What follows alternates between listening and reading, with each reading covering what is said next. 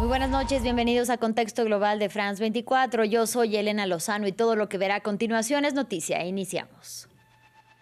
Nuevas consecuencias para el ICE en Minnesota. 700 de sus agentes serán retirados del estado y de la ciudad de Minneapolis tras el masivo rechazo por su actuar en las redadas antimigratorias en las que mataron a 2 ciudadanos estadounidenses. Aún así, unos 2,000 agentes permanecerán desplegados.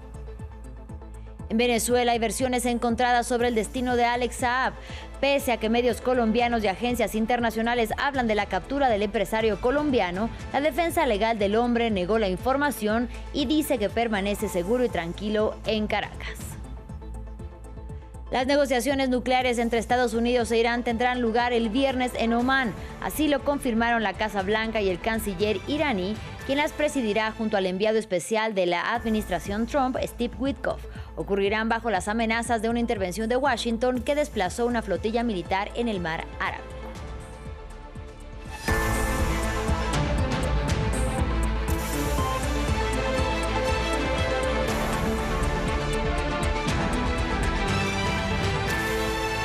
Iniciamos en Estados Unidos. 700 agentes del Servicio de Control de Inmigración y Aduanas serán retirados del estado de Minnesota y de la ciudad de Minneapolis. Ocurre tras el masivo rechazo demostrado en las calles por el actual del ICE, en las redadas antiinmigratorias y en las manifestaciones en las que 2 ciudadanos estadounidenses murieron tras disparos de agentes migratorios. Aún así, unos 2,000 agentes permanecerán desplegados. Ampliamos a continuación. Muchos se quedan y algunos se van. Tom Homan, el llamado zar fronterizo estadounidense, anunció este miércoles en una conferencia de prensa en Minnesota que varios centenares de agentes del ICE abandonarán el estado tras la cooperación de funcionarios locales en la entrega de inmigrantes arrestados. Dado este aumento sin precedentes de la colaboración y como resultado de la necesidad de contar con menos agentes del orden para realizar este trabajo en un entorno más seguro, he anunciado que con efecto inmediato reduciremos en 700 personas a partir de hoy, 700 agentes del orden. No obstante, un contingente de unos 2,000 efectivos permanecerá en Minnesota, un número excesivamente elevado, según los demócratas. Desde el Capitolio, los líderes de la oposición se reunieron en el legislativo para exigir una redistribución presupuestaria y de criterio también respecto a estos funcionarios de seguridad nacional fronteriza. El dinero de los contribuyentes debería utilizarse para hacer la vida más asequible a los estadounidenses comunes, no para brutalizarlos ni para matarlos. El ICE está total y completamente fuera de control. La aplicación de las leyes migratorias debería ser justa, equitativa y humana. Eso no es lo que está sucediendo ahora mismo. Tras semanas de tensión social en las calles minnesotanas, con protestas, represión policial y 2 asesinatos de ciudadanos estadounidenses por parte del ICE, la administración Trump rebaja el tono pero mantiene el objetivo. Si se encuentran en el país sin documentos, no están exentos. Y para ser claros, el presidente Trump tiene la firme intención de lograr deportaciones masivas durante su administración y las medidas de control migratorio continuarán a diario en todo el país. El presidente Trump hizo una promesa y no hemos ordenado lo contrario. El rol del ICE se ha convertido en una de las crisis políticas más espinosas del segundo mandato de Trump.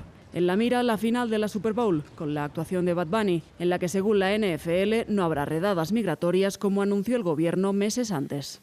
Ahora vamos a Venezuela. Allí hay versiones encontradas sobre el destino del empresario colombiano Alex Saab, quien hasta hace unos años era señalado por Estados Unidos de ser el testaferro de Nicolás Maduro. Medios colombianos y la agencia Reuters señalaron que Saab había sido capturado y, sin embargo, la defensa legal del señalado negó las versiones de prensa. Para ampliar, conectamos con nuestra corresponsal en la capital venezolana, Daniela Zambrano. Daniela, muy buena noche. ¿Qué se sabe hasta ahora del paradero de Alex Saab?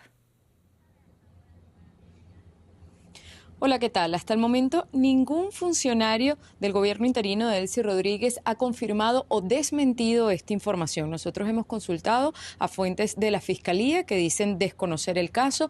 También la presidenta encargada, Delcy Rodríguez, ha estado en actos públicos, ha estado reunida con gabinete, con el presidente de la Asamblea Nacional, su hermano, y ninguno se ha referido al caso de este empresario colombiano de origen libanés, Alex Saab. Sin embargo, tal y como tú lo decías, medios colombianos desde temprano confirmaron con fuentes internas, tanto de la embajada como funcionarios estadounidenses, que habría sido capturado Alex Saab en un operativo conjunto entre el FBI y el Servicio Bolivariano de Inteligencia, e incluso que podría ser extraditado a Estados Unidos. Repetimos, esta es una información que han publicado medios colombianos y también agencias internacionales como Reuters, pero que al momento no ha sido confirmado por el gobierno venezolano. Y también trascendió una información que diera su abogado, Luigi Giuliano, al diario El Espectador, en el que aseguraba que esta era una noticia falsa y que Alex Saab se encontraría en su casa en Caracas. Hay mucho hermetismo al respecto, como suele ser en estos casos polémicos en los que se detiene a alguien que hasta hace 2 semanas pertenecía al gobierno venezolano y a la administración de Nicolás Maduro. También se decía en estos medios colombianos que junto a Alex Saab habría sido detenido el empresario venezolano Raúl Gorrín, dueño del canal Globovisión, y también con causas abiertas en Estados Unidos. Sin embargo, es el mismo caso de Alex Saab. Ningún funcionario de la administración de Delcy Rodríguez ha confirmado esta información. Precisamente a la espera de la confirmación o también de la negación de lo que se reporta en medios internacionales y colombianos, cuéntanos por favor, Daniela, para entender el peso de confirmarse que podría tener esta noticia, por favor, ¿quién es Alex Saab? Alex Saab es un empresario barranquillero de origen libanés que se dio a conocer públicamente en 2020 cuando es detenido en Cabo Verde, estaba haciendo una escala y fue detenido por orden de Estados Unidos en un convenio con este país por causas abiertas en Estados Unidos, porque allí estaba siendo investigado por lavado de dinero. En ese momento, la administración de Nicolás Maduro sale en su defensa y asegura que es un diplomático venezolano, siendo él un empresario colombiano.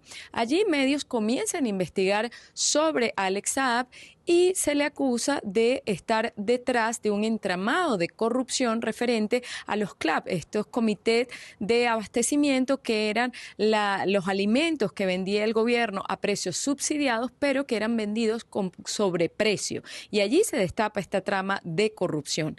Alex Saab es extraditado un año después, en 2021, a Estados Unidos y no es liberado sino hasta 2023, luego de un canje prácticamente de detenidos que hiciera bajo la administración de Joe Biden, el presidente de Estados Unidos, con el gobierno de Nicolás Maduro. Aquí en Venezuela se liberaron a presos políticos estadounidenses y un grupo importante también de presos políticos venezolanos a cambio de la liberación de Alex Saab. A él se le hace prácticamente un indulto y se le cierra esa causa. Por eso también se desconoce en este momento cuál sería, en caso de él haber sido detenido, las acusaciones que ahora pesan sobre él. Él, en el momento en que es liberado por Estados Unidos, automáticamente, a los pocos meses, la administración de Nicolás Maduro le da un cargo gubernamental. Al principio estuvo en un cargo que tenía que ver con comercio y posteriormente fue nombrado ministro de Producción. El pasado 16 de enero, la presidenta encargada, Delcy Rodríguez, lo destituye de esta cartera.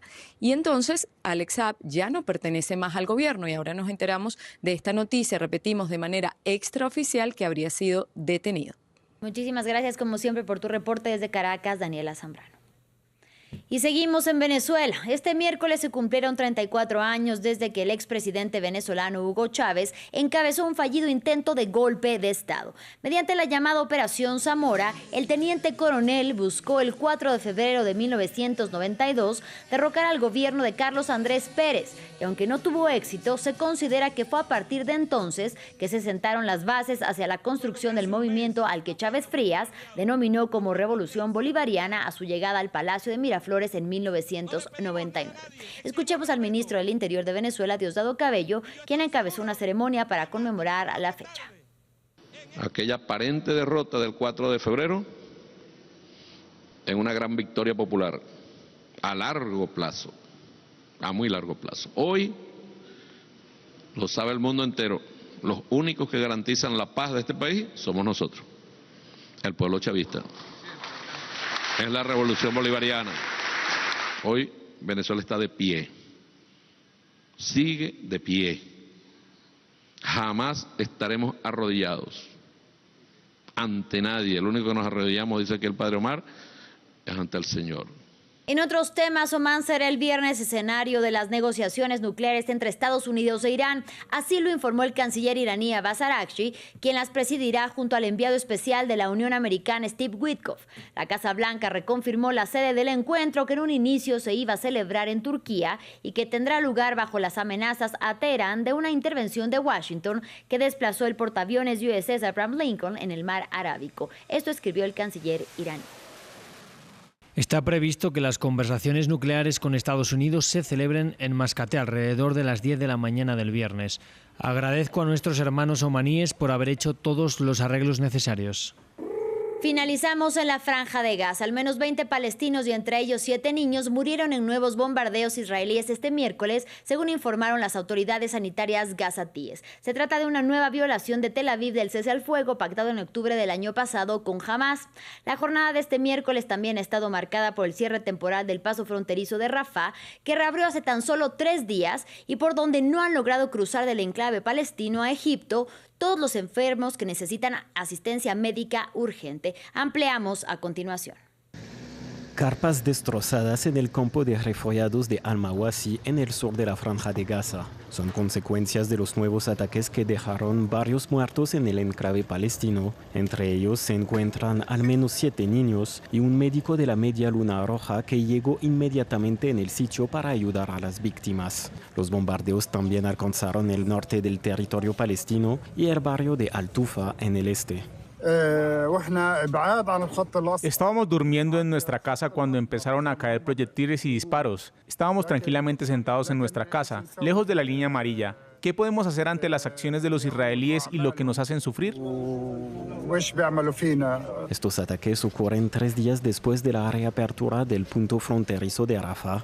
El paso con Egipto fue cerrado durante varias horas el miércoles por razones de seguridad, según Israel.